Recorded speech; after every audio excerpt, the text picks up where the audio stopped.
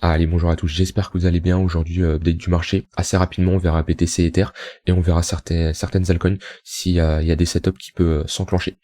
Demain, on est dimanche, donc la Trader Letter, gratuitement, le lien en description si vous voulez vous inscrire. Je vous partage mes connaissances, ça peut être des tips, des trades, ça peut être des astuces. Enfin, quand je dis des trades, c'est des revues de trade, hein, je vais pas vous dire acheter parce que c'est pas mon but, c'est pas du tout mon but. Mais voilà, globalement, des conseils, des analyses ou autres. Mon but, c'est de vous partager mes connaissances afin que vous progressiez, que ce soit en trading, en investissement et en mindset. Donc sur le BTC, on est, y a pas de signe de top hein, pour le moment, pas besoin de s'inquiéter. On commence potentiellement à pousser à la divergence baissière, d'accord. On le voit que ce second mouvement, on avait un MACD beaucoup plus boule que ce second mouvement. Pour le moment, cette divergence n'est pas validée.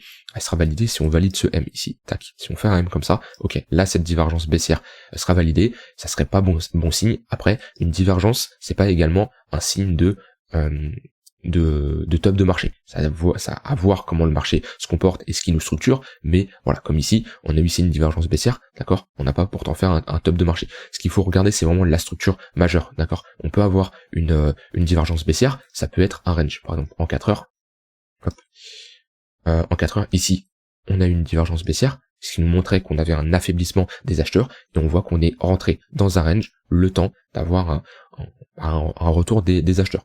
Ici, en 4 heures, on a également une divergence qui, elle, est validée. Hop, on voit qu'on fait un sommet plus haut que le précédent et sur les MACD un sommet plus bas que le précédent. Elle est validée, donc là on peut potentiellement rentrer dans un range pendant 2-3 jours. Après on est sur du 4 heures, voilà, on va pas spécialement rentrer dans un range de 3 mois parce qu'on a une divergence sur du 4 heures. C'est proportionnel à l'unité de temps et on peut potentiellement range le temps que les acheteurs reprennent le contrôle. Donc on peut voir ça si on a un W sur le MACD par exemple, ça peut être un signe de reprise du momentum. Maintenant là, moi ce que je regarde, hein, les divergences haussières, baissières, que ce soit sur le RSI, MACD ou autre, c'est un indicateur. Moi, je me base vraiment sur la structure majeure. Ok. Comment est ma structure? On a une tendance qui est clairement haussière, il n'y a pas besoin de chipoter ou autre. Voilà, la tendance est clairement haussière, creux sommet de plus en plus haut. Moi, je cherche à longue, et tant que j'ai pas une structure baissière qui me dira, ok, là, c'est bearish, on a instauré un top de marché, bah, là, ok, je pourrais me méfier à partir de ce moment-là. Pour le moment, la dynamique reste haussière, donc même si on a une divergence baissière, ça peut être des premiers signes de attention, mais pour le moment, selon moi, on a toujours de la force pour aller chercher des niveaux plus hauts. On est certes sur résistance, on est toujours sur résistance de toute façon, parce qu'une résistance, c'est pas juste un trait.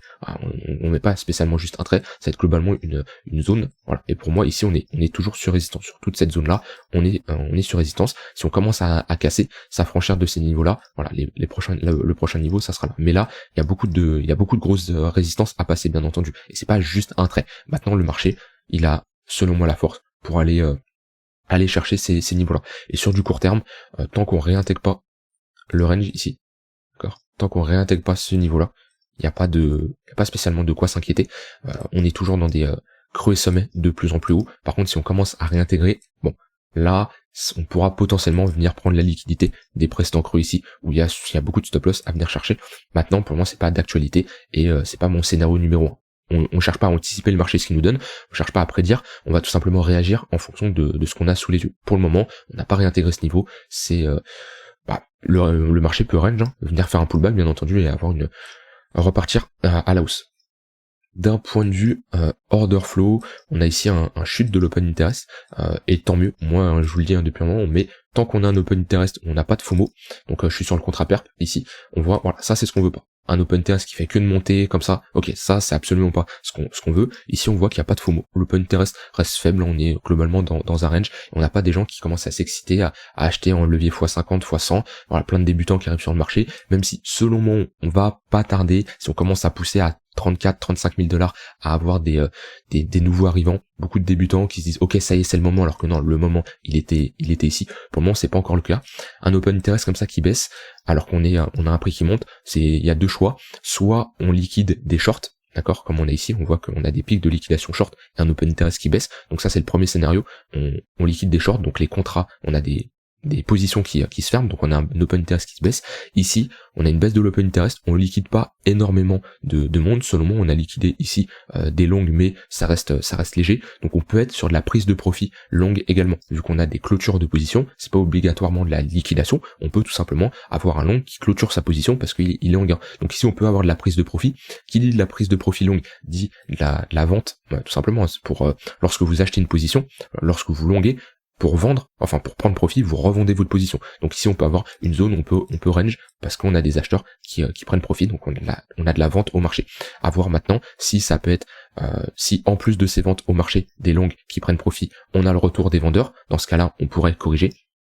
Si au contraire on n'a pas de retour des vendeurs, et bon, on pourra avoir une continuation haussière. Donc ça c'est à surveiller. Maintenant pour le moment moi j'ai aucun signe qui me dit, comme je vous l'ai dit, qui me dit que on a un top de marché, on a un funding qui est assez neutre, globalement, que on a un funding positif, mais il est globalement assez neutre, et ratio short majoritairement positif pour les shorts.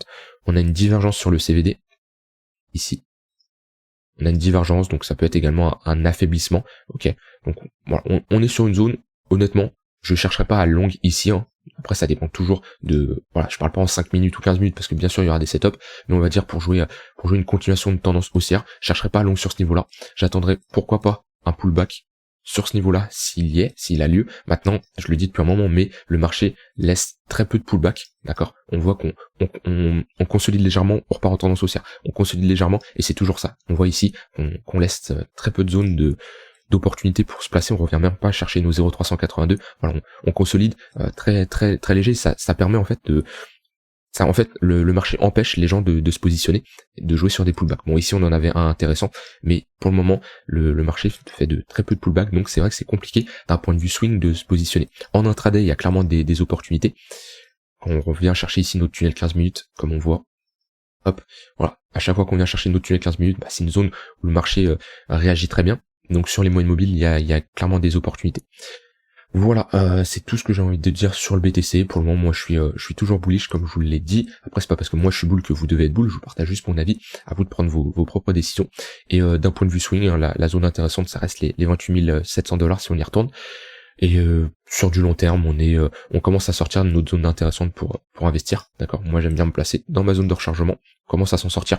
Donc voilà, vous pouvez pas dire que vous avez pas eu l'occasion de vous placer, le marché a consolidé pas mal de temps quand même au niveau des 21 000 $. C'est pas maintenant qu'il faut se réveiller, selon moi.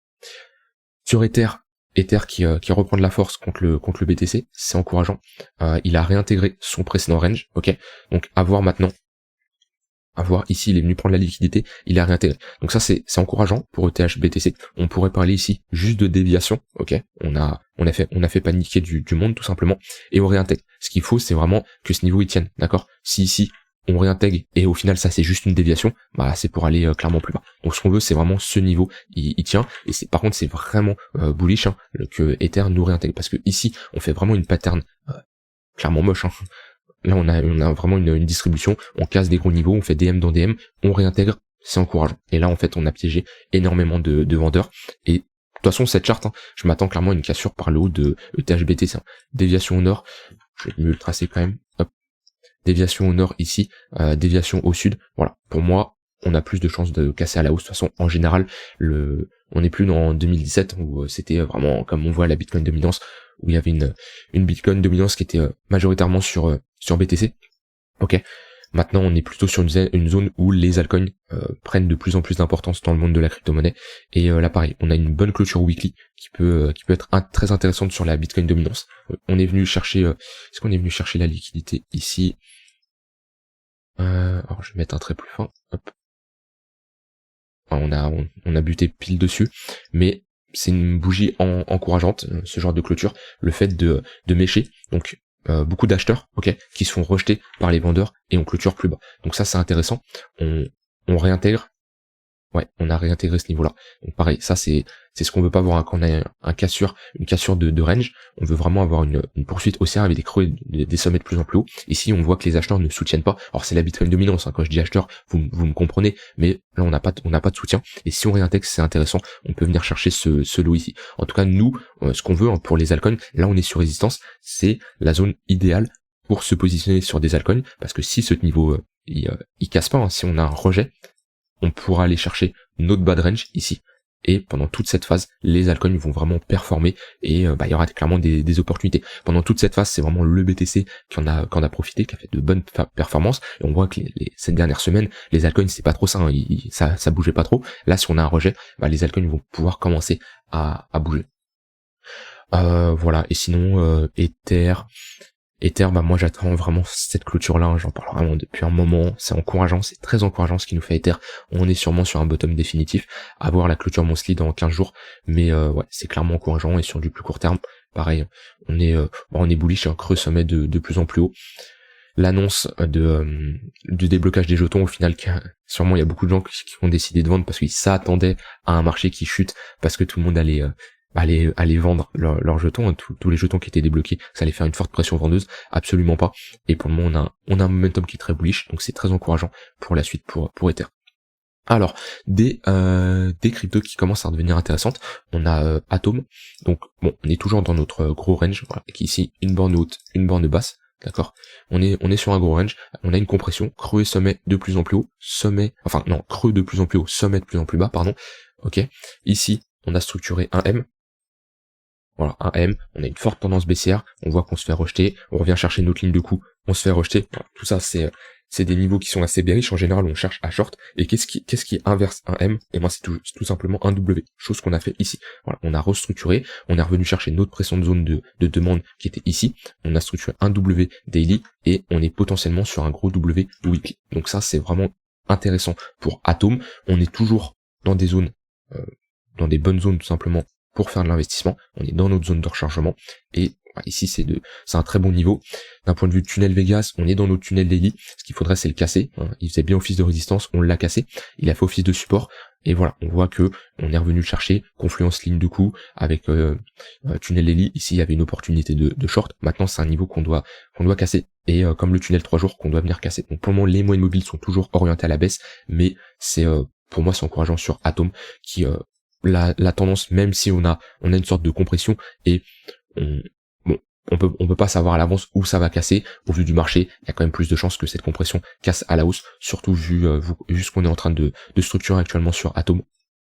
Alors selon moi c'est un peu tard, hein, de se positionner sur les $17, alors qu'on avait des niveaux beaucoup plus intéressants, notamment les $10. Mais ici on est sur un niveau intéressant également. J'avais quoi d'autre en tête? J'avais Doc. Alors je ne sais pas du tout d'un point de vue fonda ce que ça donne, j'en ai aucune idée, mais Doc c'est très intéressant ce qui nous fait ici. Alors j'ai supprimé, moi je suis rentré en position, moi j'ai supprimé, mais voilà, je vais mettre en daily. Donc W weekly, ok, cassure de nos tunnels daily, ça c'est vraiment les meilleurs setups. Quand je vous parle, quand on a des cassures comme ça, c'est exactement ce qu'on veut. Divergence haussière sur les MACD, d'accord. Ici W weekly, donc soit vous positionnez à la clôture, mais on est toujours au-dessus, en dessous de notre tunnel daily, donc on a toujours des moyennes mobiles qui sont orientées à la baisse. Là, qu'est-ce qu'on voit? On casse notre tunnel daily, on revient faire un pullback sur notre ligne de coup de notre W, en confluence avec notre tunnel daily. On a un magnifique range, on fait un W, et voilà, ici à la cassure, on fait des pullbacks, on vient chercher notre ligne de coup. Voilà, ça c'est une charte bullish, ça c'est une charte qui est très encourageante, et selon moi, hein, on est en weekly, on est en tendance haussière, on se positionne ici sur le pullback, voilà, et après on peut aller chercher des niveaux bien plus hauts. On a notre tunnel 3 jours qui peut faire office de prise de profit partiel, on a nos 0,118 ici, d'ailleurs tunnel 3 jours qui est en confluence avec les 0,382 de ce retracement ici. Et on a les 0,118 qui peuvent faire office de prise de profit. Après on peut aller chercher des niveaux bien plus hauts, mais pour le moment chaque chose en son temps. Mais ça c'est vraiment une charte très encourageante. C'est ce qu'on veut, c'est exactement ce qu'on veut. Voilà, des cassures de niveau, on casse les moyennes mobiles qui faisaient office de résistance depuis un très long moment, d'accord. Ça c'est ce qu'on veut. Au bout d'un moment de toute façon faut se placer. Il y aura, après je connais pas vos setups, vos conditions d'entrée et tout, mais ça pour moi c'est de magnifiques setups. Il y en a pas énormément sur les altcoins qu'on a des confluences comme ça entre ligne de coup, tunnel daily, etc. Mais ça c'est de magnifiques setups et stop loss sous le précédent creux de la structure. Le revenir ici, j'en ai parlé aussi sur le Discord, INJ, qui me fait quelque chose de magnifique. On en parlait vraiment il y a longtemps, quand il nous avait validé ce W weekly. D'ailleurs, ce plus petit W également, il nous a revalidé un plus gros ici, il revient faire un pullback parfait sur sa ligne de coup plus le tunnel daily, et voilà, là la tendance est clairement haussière. Alors je vais pas prendre du point le plus bas au point le plus haut, d'accord, parce qu'il nous fait un x7, mais on n'a jamais le point le plus bas. Mais si vous placez sur des cassures de niveau, sur des W weekly, d'accord, 320%, et même celui-là, voilà, on est sur un x3. Donc INJ, c'était vraiment également la charte parfaite. Divergence haussière, on structure des W, on casse des nos deux moyennes mobiles, on refait des pullbacks. Ça, j'en parlais depuis un moment. Maintenant, c'est trop tard pour se positionner. Vous voyez, ça, c'est beaucoup trop tard. La charte, elle est beaucoup verticale. On a retracé, on se place pas sur une charte comme ça, d'accord. Soit on attend des pullbacks. Maintenant, des pullbacks. Ici, le prochain pullback, ça peut être les $4 si on décide d'y retourner. Mais moi personnellement c'est trop tard, ce genre de chart je laisse tomber. Et après des charts comme ça, il y en a pas mal, enfin des charts qui sont encore assez plates, il y en a pas mal. Voilà, ça c'est des charts qui sont assez plates. On attend également des cassures. Alors est-ce qu'on va casser? Je ne sais pas. Par contre, si on a des cassures, il y aura des opportunités. Tout ça, je vous ai fait une vidéo là-dessus, hein. C'est plein d'altcoins. J'en ai aucune idée d'un point de vue fonda ce que ça vaut, mais d'un point de vue technique, on est sur des potentiels bottom, on est sur des gros ranges qui sont bien horizontales depuis de longs mois, voire certains presque un an, quoi. Donc ça c'est encourageant. Voilà, par exemple sur Farm depuis mai, ça va faire presque un an, on est dans un range. Donc ça, quand ça casse, c'est des opportunités de se positionner, toujours avec un bon gestion de risque, parce qu'on n'est pas sur des crypto-monnaies comme Bitcoin ou autre, mais voilà, tout ça c'est des niveaux intéressants. Et voilà, ici j'ai une catégorie excellent gain risque où j'attends également des clôtures de niveau. Alors c'est pas des conseils en investissement. Alors hop, c'est pas des conseils en investissement. Pourquoi j'ai ça qui apparaît? Tac. Mais c'est voilà, quand on a une charte comme ça en weekly, d'accord. Le but c'est d'avoir un bon risk reward. Ok. Donc notre entrée toujours sur des cassures de niveau. Ici on aura un W weekly. Stop loss sous le précédent creux. Et voilà. Alors j'ai pas encore de prise de profit définie, hein, mais si déjà on revient chercher, allez, ce précédent sommet, voire même notre zone de rechargement, les 0,118, on a un excellent risk reward.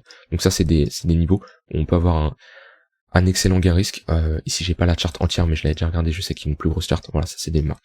Ça c'est quand on a un range qui est plat comme ça, au moment où ça casse, c'est très encourageant.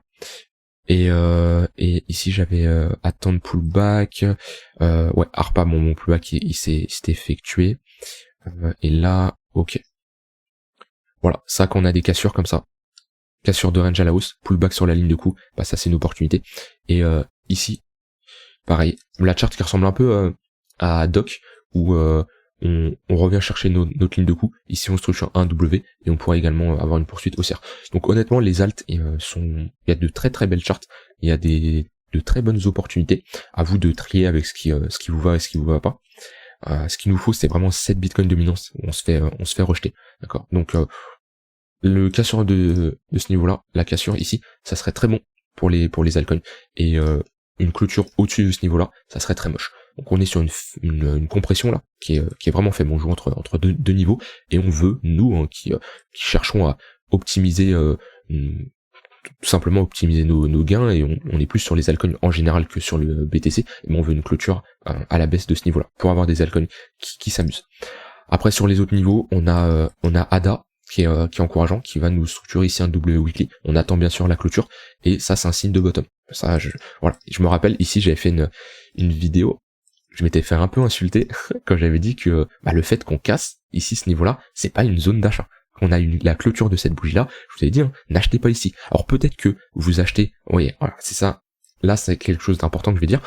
Vous achetez ici, d'accord? Moi je vais acheter ici. Ok. Alors vous allez me dire, vous avez acheté plus bas que moi. Et c'est vrai, vous avez acheté plus bas que moi, vous avez une entrée beaucoup plus intéressante. La différence, c'est que vous avez comment dire, immobilisé votre capital pendant 180 jours. Alors que moi, mon capital, qui était pas sur ADA, je l'ai utilisé sur autre chose. Donc ça, c'est un exemple. Donc, moi, j'aime bien jouer dans le sens de la tendance. C'est-à-dire que mon but, c'est pas d'acheter ici, d'accord? Parce que, déjà, si je me mets en mode replay ici, on peut avoir une continuation baissière et rien ne me dit que c'est le bottom, d'accord? Par contre, moi, mon but, c'est pas d'immobiliser mon capital dans quelque chose qui va rien faire potentiellement. J'attends vraiment une cassure. Et là, si on valide ce W weekly, pour moi, on a plus de probabilités. C'est que des probabilités, hein. Je suis pas sûr qu'on réintègre ou pas, hein. Je peux pas savoir. Mais on a plus de chances d'avoir une continuation haussière et voilà, d'être dans le sens de la tendance. Donc certes, le mec qui a acheté ici, quand j'en parlais, je disais c'est pas une zone d'achat parce qu'on casse un niveau important. En plus, on voit qu'on vient faire un pullback, on se fait rejeter. Donc c'est tout sauf une zone d'achat. Certes, cette personne-là a acheté plus bas que moi, mais moi j'ai pas immobilisé mon capital pendant pendant 6 mois, quoi. Algo, on en est très loin de ce W. Atom, on a vu. Avax, pareil, il faudra attendre ce niveau-là, qu'on a une cassure. Donc ADA, il reprend de la force comparé aux autres. BNB, on est toujours dans notre range, on se fait toujours rejeter. Voilà, on est toujours dans notre range, même si on a une tentative de cassure. Moi, soit j'attends la cassure et le pullback, mais pour le moment on est sur résistance, donc il n'y a rien à faire. Dot, attendre de la cassure de ce niveau-là, ok. Link, on est toujours sur un gros range, d'accord. Donc soit vous jouez sur les extrémités, soit vous attendez une grosse cassure. Matic, Matic avait une opportunité, ça me fait penser à Atom aussi. Ouais, c'est un peu dans le même style qu'Atom. Sauf qu'Atom a repris un peu plus de force, mais pareil, ici on peut avoir un niveau intéressant, surtout qu'on s'est fait rejeter très fort sur Matic. On a eu un très fort rejet, on est revenu chercher ici notre ligne de coup de ce W là, et on est sur un rejet en VTOP. Souvent les VTOP sont amenés à être retestés. Sol, là, on évolue aussi entre deux bornes. Donc pareil, ça se traite de la même manière. Le bas ça songle, le haut ça se short, sauf si on a une réelle cassure où on va jouer un pullback. TRX, bon, toujours de la faible volatilité sur cette crypto-monnaie. On est revenu chercher ici 2 fois notre ligne de coup. Donc c'est-à-dire que dans cette zone-là, il y a des acheteurs qui protègent leur ordre d'achat sur ce W. Et voilà, on est. Après, personnellement, TRX d'un point de vue investissement, on n'a pas le meilleur ratio gain-risque. Et ouais. Après, si vous aimez le projet, hein, ça c'est toujours subjectif. XRP, c'est encourageant d'un point de vue technique. On valide des W, faudrait vraiment valider ce gros niveau, parce qu'on peut voir ici, on peut se voir dans un gros range, mais c'est vrai que la charte XRP, elle est quand même jolie. GLD, bon, rien d'encourageant pour le moment. Faudra attendre la cassure de ce niveau-là pour un W plus court terme. Et celui-ci pour une grosse structure. Voilà, j'ai passé en revue assez rapidement, mais ce qu'il faut retenir, c'est selon moi le marché est toujours haussier, il y a toujours de la force pour aller beaucoup plus haut. Maintenant, c'est pas pour ça que je cherche à longue, c'est ça aussi la différence. C'est pas parce que je dis le marché est haussier et il a de grandes chances de continuer à monter que je vais chercher à longue maintenant. Moi, je suis positionné depuis un moment, mais quand je dis ça, c'est je vais avoir des prises de profit partielles, mais je vais pas sortir à 100% de mes positions maintenant, parce que selon moi, il a du jus pour aller beaucoup plus haut. Après, je peux toujours s'adapter en fonction de ce qu'il nous donne. Si ici, il commence à nous structurer ici, voilà, une structure de distribution, il faudra se barrer, quoi, tout simplement. Voilà, j'ai dit tout ce que j'ai envie de dire. Ouais, j'ai rien d'autre à ajouter. Je vous souhaite un très bon week-end. Rejoignez la Trader Letter si vous voulez avoir des conseils, et on se retrouve demain ou peut-être lundi pour une prochaine vidéo. Bye bye.